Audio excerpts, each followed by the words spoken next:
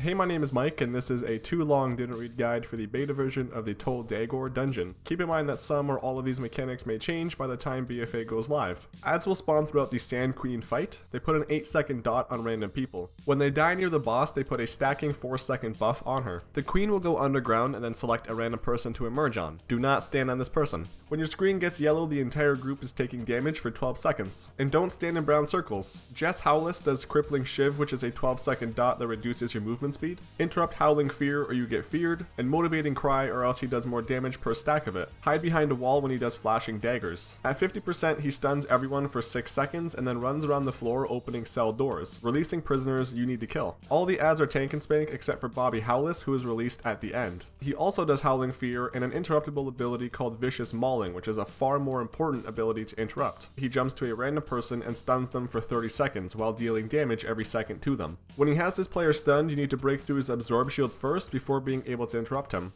Alternatively, with high DPS, you can just nuke the boss. On your way to the next boss, you'll be fighting ads on the prison wall. Make sure to jump inside of a cannon to help kill these quicker. Orange circles will spawn around the room on Knight Captain Valyri. Move out of them. If there's a barrel inside these circles, pick them up and move them out as well. If they're not moved, the orange circles will eventually erupt and cause the barrels to ignite, creating a bigger circle that takes up almost the entire room. And if this circle hits any barrels, those barrels will also ignite. Cinder Flame is a frontal ability, and Fuse Lighter is a dispellable 5-second dot. On Overseer Korgus, move as little as possible because each time you do, your bar fills up. If it gets full, you'll be stunned for 8 seconds. Move away from people if you have an orange circle around you. Move out of the black lines on the ground. Keep an eye on the nearby cannons and get out of their way when they're firing, and if you get targeted with Deadeye, stand still. This hits the first person in the way, which should be a melee player. The arrow indicates where this is being shot. When you get hit, you get an 80-second debuff that increases the damage you take from this, so make sure you check your debuff before soaking it again. Throughout the fight, the boss will buff himself with a certain Azerite round. If he's buffed with Incendiary, you'll get an 8-second dot each time you get hit by any of his abilities. If he's buffed with Blast, you'll get knocked back if you get hit by any of his abilities. That was a too long didn't read guide for the beta version of the Tol Dagor dungeon. If you have any questions, feel free to let me know in the comments. If you like this video, make sure to give it a thumbs up and consider subscribing to my channel. Thanks for watching and have a great day!